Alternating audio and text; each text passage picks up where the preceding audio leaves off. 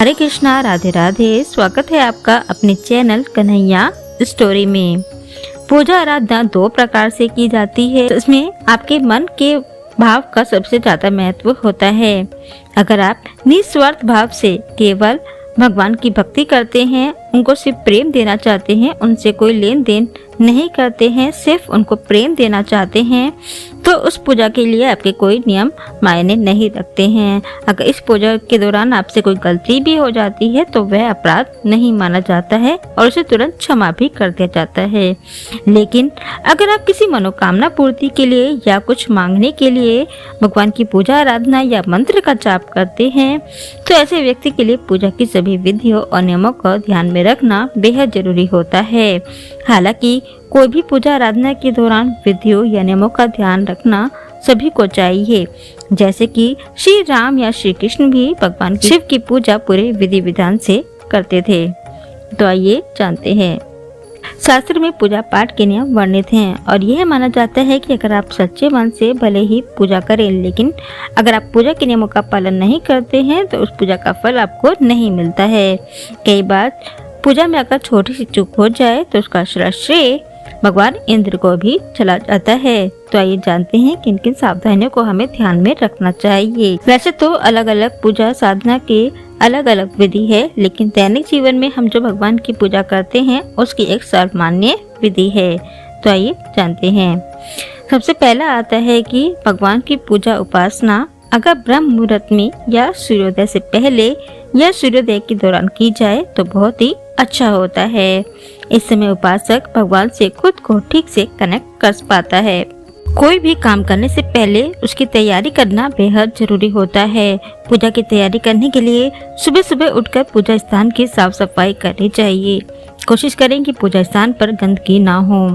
इस दौरान भगवान पर चढ़ाए गए फूलों, अगरबत्ती या धूपबत्ती की राख इधर उधर आपको कूड़े में नहीं फेंकनी चाहिए। क्योंकि इनके अंदर एक पॉजिटिव एनर्जी होती है, तो इन्हें आप एक जगह इकट्ठा कर सकते हैं। और जब फूल सूख जाए तो फूलों और अगरबत्ती की राख को किसी पौधे या गमले के बगीचे की मिट्टी में डाल देना चाहिए या बहते पानी में प्रवाहित कर देना चाहिए या किसी पेड़ की जड़ में आप डाल सकते हैं।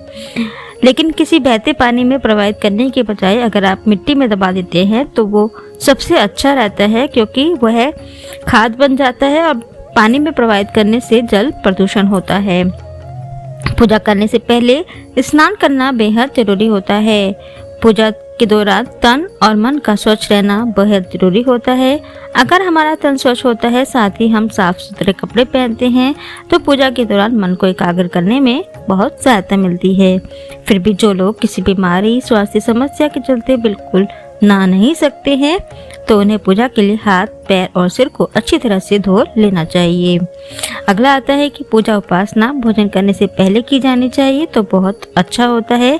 लेकिन अगर कोई स्वास्थ्य संबंधी समस्या है या आपको कोई दवाई वगैरह लेनी है, तो उसके लिए थोड़ा खाकर और दवाई खाकर शरीर को स्वच्छ करके आसानी से पूजा के लिए आप बैठ सकते हैं। पूजा के समय पंचदेव की पूजा सर्वोपरि होती है। पंचदेव में सूर्यदेव, श्री गणेश, देवी दुर्गा, भगवान शंकर और भगवान विष्णु शामिल होते हैं। अगला आता है कि पूजा पाठ में दिशा और स्थान दोनों महत्वपूर्ण होते हैं। पूजा का स्थान ईशान कोण पर ही होना चाहिए और पूजा करने वाले का मुख पूर्व दिशा की ओर होना चाहिए। पूजा हमेशा पवित्र मन से करनी चाहिए, कभी क्रोध या भारी मन से पूजा नहीं करनी चाहिए। अगला आता है कि पूजा हमें आसन पर बैठकर ही करनी चाहिए। जमीन या बिस्तर पर बैठकर पूजा नहीं करनी चाहिए।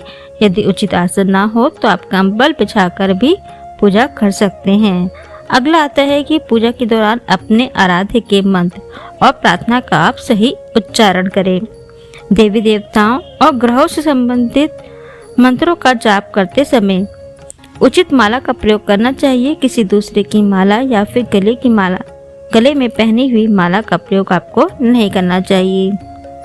अगला आता है कि पूजा के समय एक और सबसे महत्वपूर्ण बात यह है कि किसी भी पूजा उपासना या मंत्र साधना आदि के समय रीढ़ की हड्डी या पीठ बिल्कुल सीधी होनी चाहिए।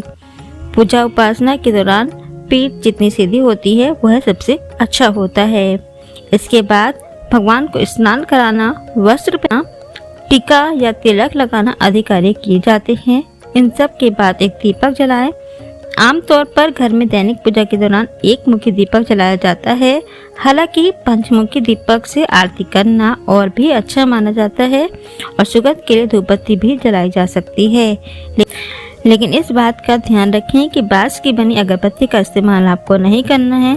यदि अगरबत्ती लकड़ी आदि की बनी है तो वह जलाई जा सकती है, लेकिन बांस की बनी अगरबत्ती आपको नहीं जलानी है। धूप बत्ती आप जला सकते हैं। अगला आता है कि ईश्वर की पूजा के बाद आरती करना बेहद जरूरी होता है। ऐसा माना जाता है कि पूजा के बाद आसन के नीचे 2 बूंद जल डालकर उसे माथे से अवश्य लगाएं और उसके बाद ही अपना स्थान छोड़ना चाहिए, अन्यथा आपकी पूजा का फल इंद्रदेव को मिल सकता है। पूजा समाप्त होने के बाद अपने आराध्य से भूल चूक के लिए क्षमा याचना करें और अगर आपने किसी पूजा या पूजा से जुड़े कोई दान का संकल्प लिया है तो उसे समय रहते पूरा अवश्य कर ले, अन्यथा उसका दोष लगता है। तो ये थी जानकारी कि दैनिक पूजा हमें किस प्रकार से करनी चाहिए और किन बातों का हमें ध्यान रखना चाहिए। तो ये जानकारी आपको कैसी लगी नीचे कमेंट बॉक्स में लिखकर अवश्य बताएं और वीडियो पसंद आई हो तो इसे लाइक एवं शेयर अवश्य करें। राधे राधे।